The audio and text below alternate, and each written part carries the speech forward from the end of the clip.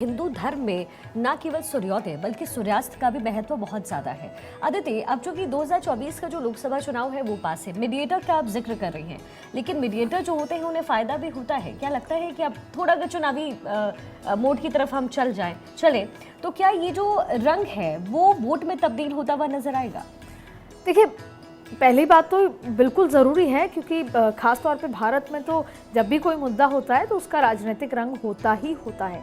जैसे राम मंदिर का निर्माण हुआ, उसका पूरा राजनीतिक रंग था, अपोजिशन बोलती आई, ठीक वैसे ही। तो देखिए, एक तो ये मुद्दा है कि कई बड़े कामों के लिए यूनिवर्स ने या भगवान ने प्रधानमंत्री मोदी को चुना, जो कि हुआ। चाहे फिर वो अगर गुजरात के मंदिर से लेकर राम मंदिर, और फिर अगर कायाकल्प होना था तो काशी का हुआ, तो फिर हर जगह का हुआ, चाहे फिर महाकाल का हुआ। ये सारे बड़े काम प्रधानमंत्री मोदी के हाथों ही हुआ। ऐसा नहीं था कि उससे पहले सरकारें नहीं आई। लेकिन अब आपने फायदे की बात की, और कट्टू राजनीति इज दिस, कहीं ना कहीं मानसिक पटल पर इसका बड़ा इम्पैक्ट होता है। शिखा, आप भले ही आज एंकरिंग कर रही हैं, आप बड़ी एंकर हैं, पत्रकार हैं, लेकिन अगर आपके परिवार में कोई घर पे बैठा है तो उसके मानसिक पटल पर आज आप जाके जरूर पूछिएगा आपके फादर से, आपकी मदर से, एक कहीं ना कहीं गौरवान्वित महसूस होता है कि भाई यूएई में इस तरह का मंदिर बना है। भाई विदेश गए हैं प्रधानमंत्री, यूएस गए हैं, यूएस के व्हाइट हाउस में पूरे भारत के लोगों को बुलाया है। और फिर चलिए डायरेक्ट नंबर्स की बात कर लेते हैं। तो सवाल है कि चाहे यूएई हो, चाहे यूएस हो, चाहे फ्रांस हो, ये सारे वो राज्य हैं जहां पर भारत के लोग रहते हैं, जो अभी भी वोटर हैं, भारत के जो अभी भी वोटर हैं, और वो वोट करने यहाँ पर, एनआरआई जिसे बोलते हैं, जो वोट करने यहाँ पर आएंगे, तो उसका इम्पैक्ट समझ लीजिए। और ये तस्वीर देखिए अदिति, बड़ी खूबसूरत सी तस्वीर है। मुझे लग रहा है जितनी भी आप तस्वीरें इस वक्त देखेंगी अबू धाबी से, आप देखिए प्रधानमंत्री सिर्फ वहाँ उद्घाटन करने नहीं पहुंचे हैं, बल्कि बारीकी से पहले उन्होंने समझा, और यहाँ पर जलाभिषेक करते हुए वो स्वामी नारायण के नजर आ रहे हैं।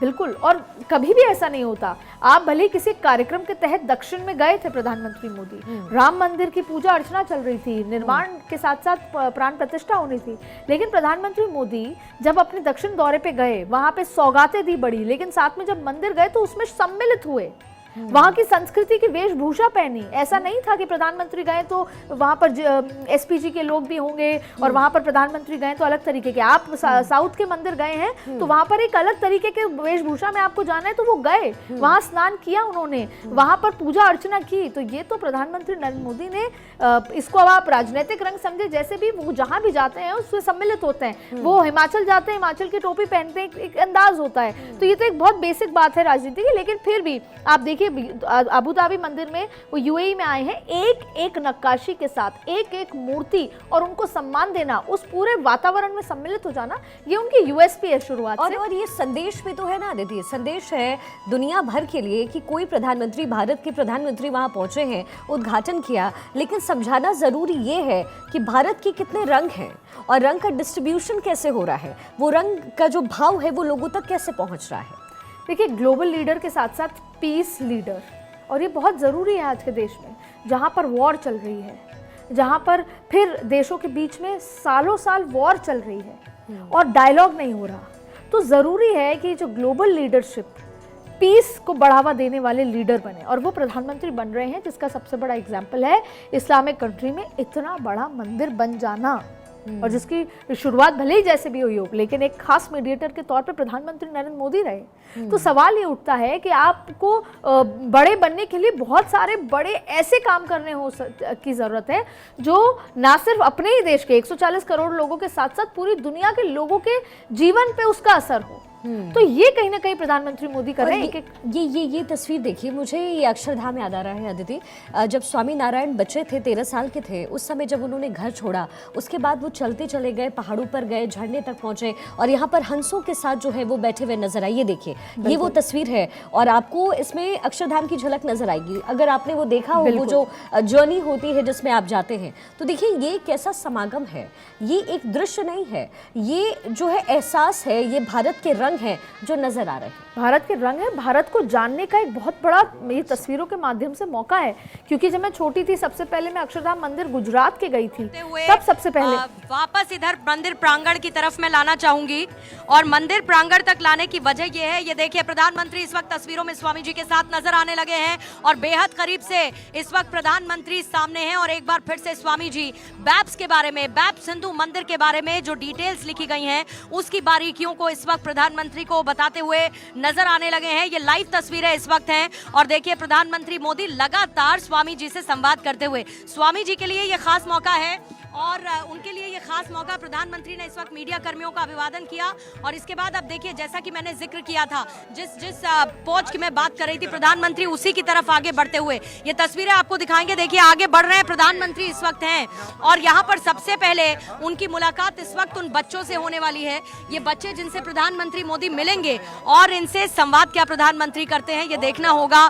बेहद शानदार इस वक्त ये तस्वीरें हैं और इसके साथ ही प्रधानमंत्री जी कुछ कहेंगे इन बच्चों से। देखिए नमस्ते कहते हुए और प्रधानमंत्री जी इस वक्त रुक चुके हैं उसी जगह पर जहां पर क्राफ्टेड स्टोन्स इस वक्त रखे हुए हैं और एक कलाकृतियां इन्होंने उकेरी हैं। उन बच्चे हाथ जोड़ के प्रधानमंत्री के सामने बैठे हैं और प्रधानमंत्री इस वक्त आगे बढ़ते हुए नजर आने लगे हैं। और अब देखिए आगे बढ़ रहे हैं, इस वक्त वो जा रहे हैं उन श्रमिकों के पास, वो श्रमिक जिन्होंने इस मंदिर निर्माण में बड़ा योगदान दिया है।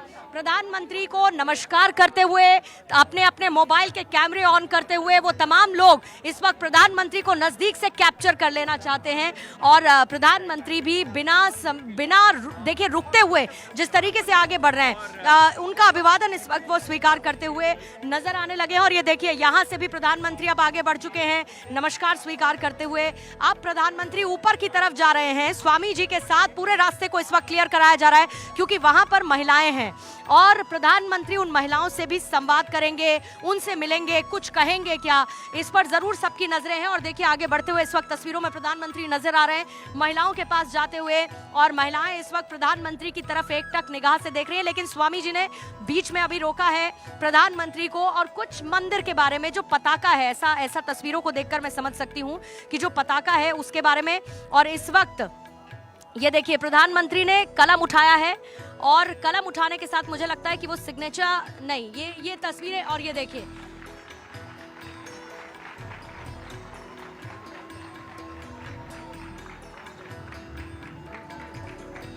देखिए इस वक्त तस्वीरें हम आपको दिखा रहे हैं और प्रधानमंत्री मोदी इस वक्त शामिल वसुदैव कुटुंबकम का ये स्तंभ है जिसमें कार्विंग करते हुए प्रधानमंत्री इस वक्त नजर आ रहे हैं। क्योंकि मैं कुछ दूरी पर हूं, मुझे लगा कि शायद सिग्नेचर बुक में प्रधानमंत्री दस्तखत कर रहे होंगे, लेकिन वसुदैव कुटुंबकम का और उसी में कार्विंग करते हुए प्रधानमंत्री ने इस वक्त, और देखिए मुस्कुराते हुए प्रधानमंत्री इस वक्त हैं, आपको नजर आ रहे हैं प्रधानमंत्री। और ये देखिए अब इस वक्त एक बार फिर से वहीं पर कुछ देर के लिए ठहरे हुए हैं प्रधानमंत्री नरेंद्र मोदी।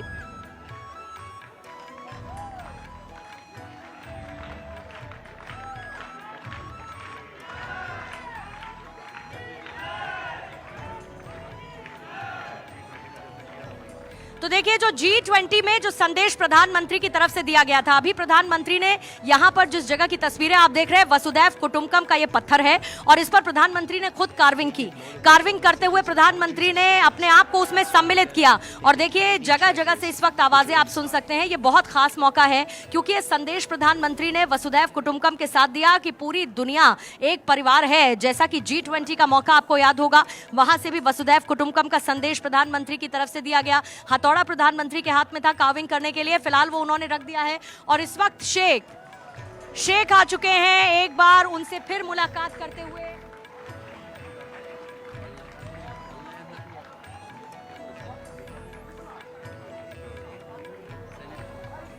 प्रधानमंत्री से इस वक्त शेख की मुलाकात इस वक्त हो रही है, ये खास मौका है। और देखिए थोड़ी देर के लिए ये मुलाकात, बातचीत इस वक्त करते हुए प्रधानमंत्री नजर आ रहे हैं। स्वामी जी उनके साथ हैं। Minister of tolerance and cooperation minister UAE के इस वक्त प्रधानमंत्री के साथ हैं और ये देखिए फोटोग्राफ कैप्चर हो रही है जिसमें स्वामी जी इस वक्त उनके साथ हैं। उनसे मुलाकात करने के लिए वो पहुंचे हैं। Minister of tolerance and cooperation प्रधानमंत्री के साथ इस वक्त तस्वीरों का हिस्सा बनते हुए, उनके चेहरे पर वो मुस्कुराहट। प्रधानमंत्री कुछ तो कह रहे हैं उनसे, क्या कह रहे हैं ये नहीं पता, लेकिन जरूर प्रधानमंत्री उनसे कुछ कहते हुए आगे बढ़े हैं इस वक्त। और देखिए ये समझा जा सकता है कि प्रधानमंत्री महिलाओं की तरफ इस वक्त जा रहे हैं। बेसब्री से महिलाएं इस वक्त इंतजार प्रधानमंत्री का कर रही थी और जैसे जैसे प्रधानमंत्री आगे बढ़ते हुए अब देखिए रुक चुके हैं और नमस्ते तमाम महिलाएं इस वक्त कर रही हैं। ये लेडीज वॉलंटियर्स हैं जिन्होंने अपना योगदान दिया है इस मंदिर को लेकर और तमाम ड्यूटीज को संभाला है। ये वो लेडीज वॉलंटियर जिनसे प्रधानमंत्री इस वक्त मुलाकात करते हैं और जाहिर है कि उनके लिए ये गदगद कर देने वाला पल है इस वक्त, क्योंकि अपने सामने भारत के प्रधानमंत्री को देखना ये हर भारतीय इस वक्त महसूस कर सकता है और ये लेडी वॉलंटियर्स भी इस वक्त यही महसूस कर पा रही होंगी। विमेन एम्पावरमेंट का एक संदेश प्रधानमंत्री की तरफ से दिया जा रहा है। प्रधानमंत्री अलग अलग मंच से देखिए बात करते हैं नारी सशक्तिकरण की। भारत देश में नारियों को सशक्त करना, किस तरीके से प्रधानमंत्री उसमें अपनी भूमिका को और मजबूत करते हैं। जाहिर है कि जब यहाँ पर विमेन वॉलंटियर से देखिए अलग से मिल रहे हैं, ऊपर की तरफ बढ़ते हुए प्रधानमंत्री गए और मुझे लगता है कि सबसे ज्यादा समय अगर किसी के साथ अभी प्रधानमंत्री व्यतीत कर रहे हैं तो ये यही महिला वॉलंटियर्स हैं जिन्होंने अलग अलग जिम्मेदारियों को संभाला है। और नारी सशक्तिकरण का एक और बड़ा संदेश यूएई के धरती से इस वक्त प्रधानमंत्री मोदी देते हुए नजर आ रहे हैं और अब वो आगे बढ़ चुके हैं।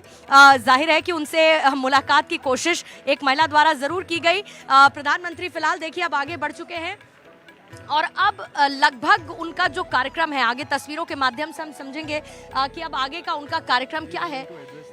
अब इसके बाद असेंबली हॉल जाएंगे प्रधानमंत्री मोदी, जहां पर इंडियन डायस्पोरा के जो डिग्निटरीज है वहां पर मौजूद होंगे और उसके बाद प्रधानमंत्री का संबोधन होने वाला है। ये महत्वपूर्ण कार्यक्रम आगे का प्रधानमंत्री का यहां पर रहेगा, लेकिन मंदिर प्रांगण में जो कार्यक्रम उनका था अब वो समाप्त हो चुका है और बहुत शानदार तस्वीरें यहां से निकलकर भारत 24 के दर्शकों को अबू धाबी की धरती से मैं पहुंचाती इसीलिए आई क्योंकि प्रधानमंत्री यहां पर मौजूद थे।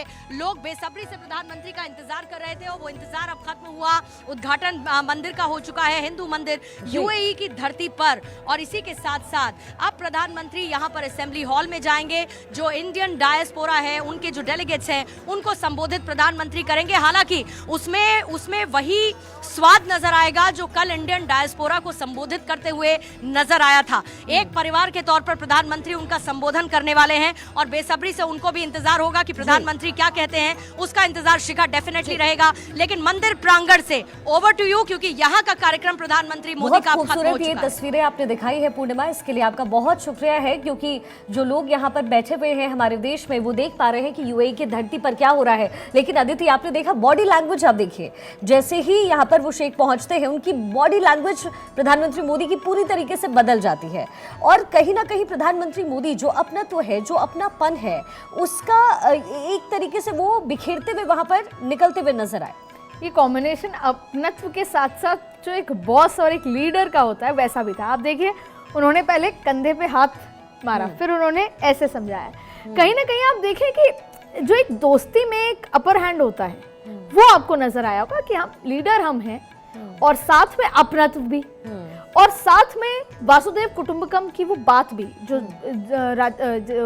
भारत की धरती से G20 के दौरान एक एक देश और देशवासियों के पास गई है। उसका जिसे बोलते हैं सिग्नेचर टोन ही ये था कि पूरा देश परिवार है। लेकिन अब प्रधानमंत्री मोदी एक बात कह चुके हैं, पूरा देश परिवार है, डायलॉग जरूरी है, लेकिन अगर भारत की ओर किसी ने आंख उठाकर देखा तो फिर भारत अब पुराना भारत नहीं है। भारत अपने हिसाब से जवाब देता है और उसका एग्जाम्पल है, चाहे फिर वो पाकिस्तान के साथ है।